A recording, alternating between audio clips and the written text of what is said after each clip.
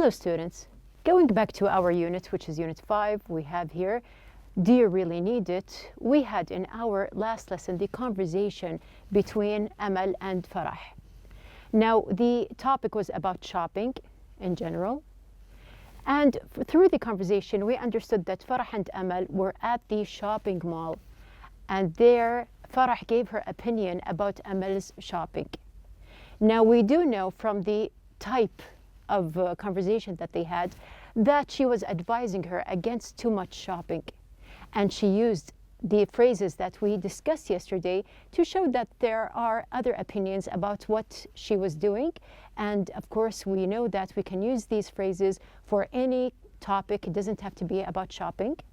So we do have something to do about it, but before, let's just revise the real talk phrases that we have here. Now we have 4 words. We have beat it, we have blow, broke, and max out.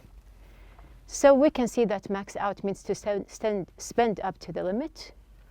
We have also blows, which means to waste money. Broke means out of money. And we also took beat it, which means to leave quickly. Now, we have the phrases. We are going to use the phrases that are advising or giving advice against something. We do have our exercise in the book, or the assignment, which is to role play with a partner and imagine that you are about to do something that is enjoyable but probably isn't a good idea. And then the book gave you many examples, so we are going to just apply the phrases in different things that we might think that they are enjoyable but they need to be thought about again. So we have, for example, diving with sharks. So do you think that diving with sharks is something that is safe?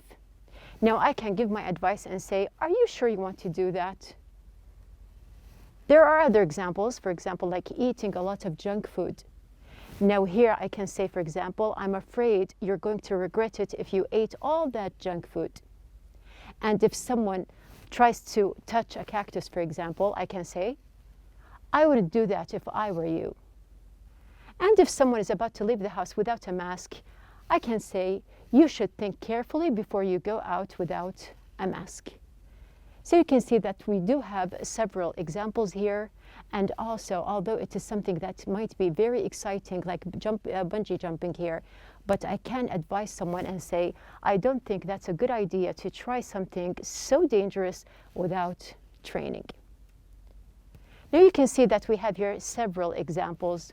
We have the conversation between Farah and Amal. Now we are going to move on from Farah and Amal and go back to the idea about the link between advertisements, and we have here marketing in general, and of course we have here the customer and shopping. So we are going to focus on one part here. Now we are going to see, what do we have? We have the 3 parts. We are going to go back to our basic topic here, which is about advertisements. Now we did talk about advertisements a lot. Now we passed by, we have here several examples. You can see that we have here, for example, an advertisement for food products, body products. We also have something about restaurants and cafes, and we have household products. Now, do you remember when we passed by them, and we also had some examples in the book, like the BMX 3000 sports car. We had also the floral shampoo. We had also another example about a laundry detergent. We have here the Dynex, and we have crystal spring water. We also passed by here, you can see Planet Mercury sneakers. Now, we are going to move on to the topic of advertisements in general. You can see that advertisements, they can be very interesting. In fact, you can see them in a lot of places, and we did discuss this before. We said that you can see them in different places, but the point is, how can an advertisement be successful? So yes, there are a lot of advertisements, but when do you know that this advertisement is actually successful? Now I have other questions for you. How can advertising be attractive to the customer? I like to watch interesting advertisements. Now this is a statement. And we do have another question. Would you like to go shopping after seeing an ad? Have you ever seen something so tempting that you want to go shopping after that? Now here, these are 3 questions that you can put in mind, and we are going to have our next lesson, which is the listening lesson, that is about how to make advertisements attractive in general. But before we move on, let's just look at these 3 sentences that we have here. Now we have in the first question, how can advertising be attractive to the customer? And in the statement, I like to watch interesting advertisements. And in the question, would you like to go shopping after seeing an ad? Now, if you see that I pronounced the 2 in different ways, this is also something that we are going to discuss, inshallah, in our lesson. So moving on with our lesson, we are going to have the listening and pronunciation part in the unit. So we have here the first objective, to give the meanings of words based on the text. The second, to list advertisement techniques based on description. Number 3, to match between the technique and the product. And we have number 4, to differentiate and pronounce the sounds of the preposition to in sentences. So we are going to start with our first part, which is the listening lesson, which is about advertisements. Now, what do we have? What is so special about the listening lesson? We have something about advertising techniques. Now here, we are not going to listen to advertisements. We are going to listen to the techniques that are used. Now, these techniques are used to make the advertisement interesting and attract customers. Now, we have 5 different types, or actually we have 4 techniques, but we do have 5 advertisements. So let's just look at the techniques first.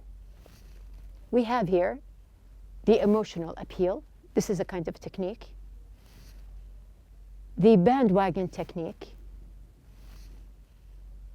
endorsement, and we have the anti-bandwagon technique. Now just focus, you are going to listen to these techniques. You are familiar now with them. Now, what do you know about them? This is what you are going to learn in the listening. The bandwagon, anti-bandwagon, the endorsement, and we have the emotional appeal. Now, the 5 that I have mentioned before are going to be mentioned here in the listening part.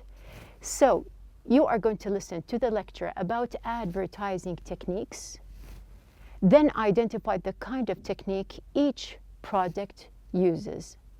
Now, we have here a table which is on page number 73. Now, you can see that we have here the 5 advertisements that I have mentioned, and we do have 4 techniques, so which means that 1 technique is going to be repeated or used more than once. So we have the first one, which is the Sparkle Bright toothpaste. There is an advertisement about Sparkle Bright. You are going to match or just relate between the technique and the advertisement. We have the Dew Top Cola. This is going to be the second. After that, we have here Indigo Jeans, the 3rd advertisement. The 4th is Caremark cards. And we have Safe Home Alarm Systems. So you are going to listen to the script here, which is about all 5 advertisements. So let's start. Good morning and welcome to the class Advertising 101. You are here today because you want to learn the secrets behind how advertisers sell to consumers. As you become more familiar with the techniques advertisers use to sell their products, you will notice that these same approaches pop up again and again, selling everything from toothpaste to tires and life insurance to laundry detergent.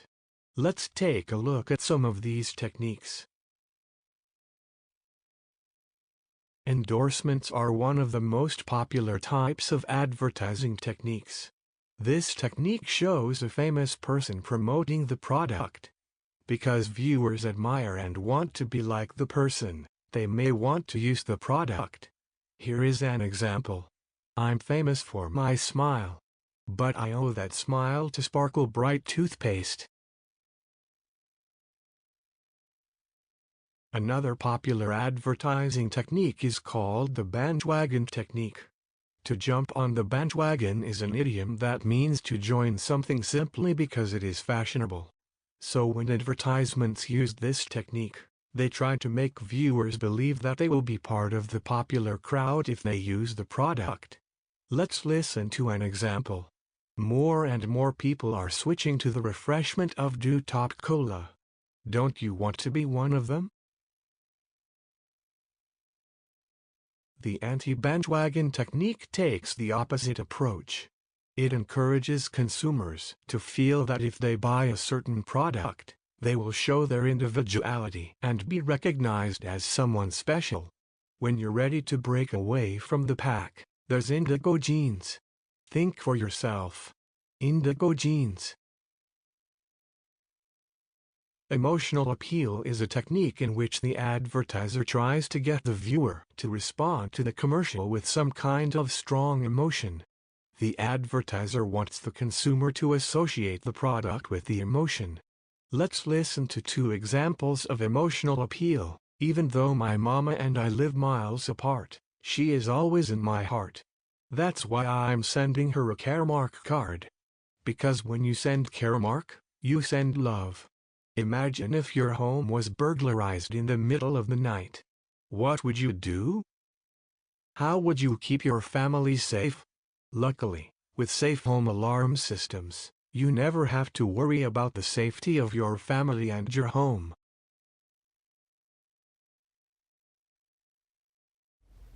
Now, you can see that we had this kind of lecture. The lecture was about different advertising techniques.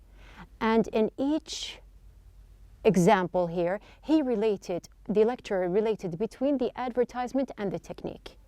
So we can see the first one, which was about the Sparkle Bright toothpaste. He used the endorsement technique, which means that we have here something that is related to what other people, or we have here endorsement is something that is special and a special person does. We have also the Dew Top Cola, which is the bandwagon technique, which means that a lot of people, they are doing this thing and you are going with the flow. We have the indigo jeans, which is totally the opposite. We have the anti-bandwagon technique, which means that we have here something that is special and just for a special person and different from other people. We also have the Caremark cards, which use these.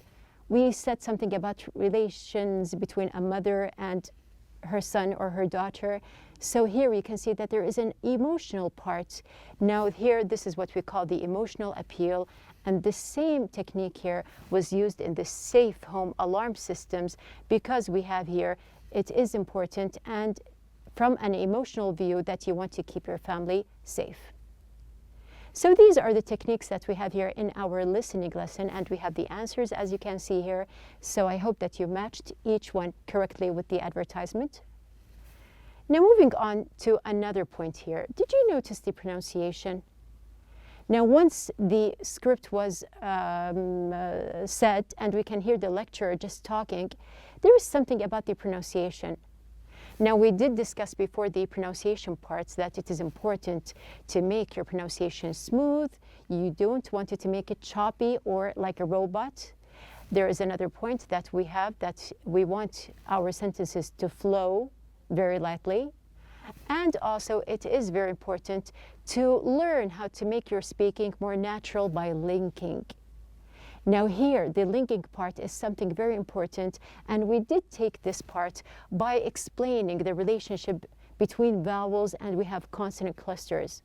We also learned how to pronounce the R correctly and how to pronounce the ED in 3 different ways. Now also we have the vowels, as we said here. Now when a word that ends in a vowel sound is followed by a word that begins with a vowel sound, the words are naturally linked to each other. And you can remember the train that we have here just to show the idea of linking together words. Now I'm going to go back to the script that we have here. This is something that we listened to. And you can see that we are going to apply all the different parts of the pronunciation that we took before. Now I'm famous for my smile, but I owe. The vowels here, I owe, the smile to Sparkle Bright toothpaste. More and more people are switching to the refreshment of Dew Top Cola. Don't you want to be one of them? So you can see that we have here the R, we have the ED, we have the consonant clusters, and we do have the vowels. So I'm going to read it quickly, and you're going to see how I link together, and I have the sentence flowing. More and more people are switching to the refreshment of Top Cola. Don't you want to be one of them? So you can see that it is linked together, there is no chopping, and there's no robotic reading.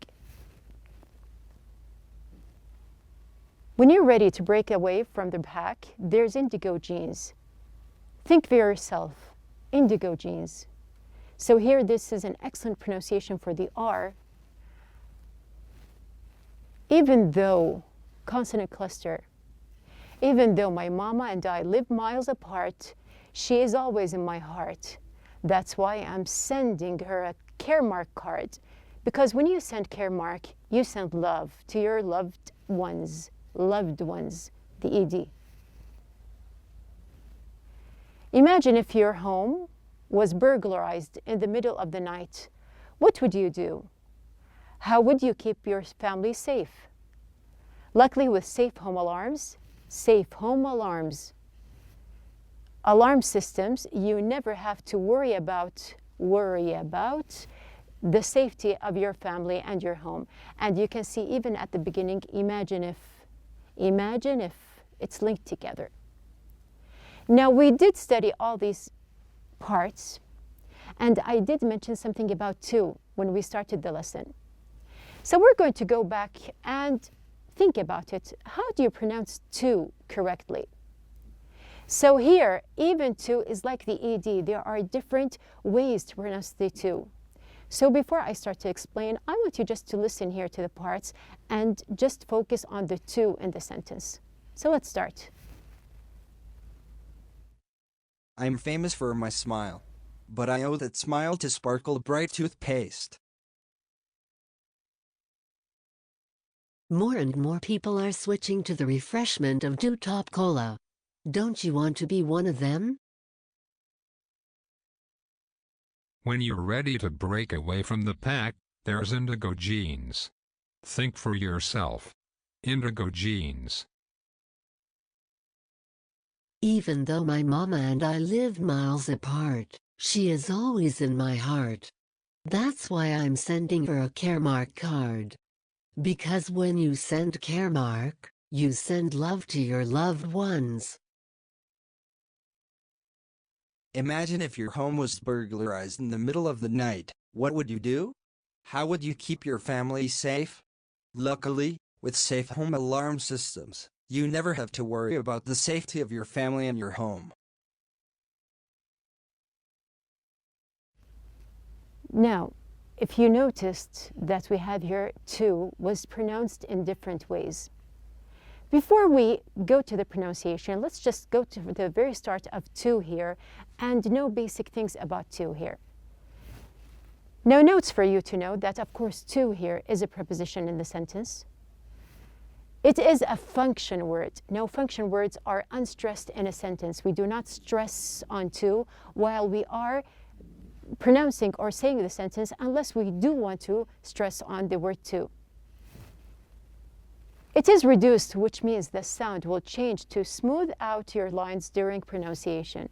So naturally, it comes linked with other words here. So it is reduced while the linking part is happening to make your sentences smoother. It is a key part to sounding natural. So we have here a lot of native speakers. If you notice how they pronounce to in the sentence, they do not stress, and it comes out naturally with the flow. So here you can learn how to speak like a native speaker. Now we are going to focus on how the pronunciation is. To on its own is a true T which has an oo sound as in boo. So we do know like number 2 here, or I want to go to school. So we have here to has the natural sound here that we all know. And then there is another sound. Now when speaking, to will become a true T with the schwa sound. Or it might even become a D sound with the schwa sound. So it can be pronounced as a T with a schwa or a D with a schwa sound. Using the flap T pronunciation will produce even smoother pronunciation. So you can see that we have here three types of pronunciation. It can be pronounced a clear two, and we can pronounce it with a schwa sound, and we can turn it into a D. So if you are just thinking, how can this happen? We are going to apply our examples and practice with me. Now first, let's just explain what is the schwa sound. Now we have here, it is a weak, unstressed sound, and it occurs in many words. It is often the sound in grammar words such as articles and prepositions. Getting the schwa sound correct is a good way of making a pronunciation more accurate and natural. So it is a way to pronounce the words that we have here. As you can see, that it is linked mostly with articles, and we have here prepositions. It is a way to link your words together, and it comes out naturally. So it comes by practice. It's not something that you have to learn separately. Now let's just see here this example. We went to the lecture. We went to the lecture.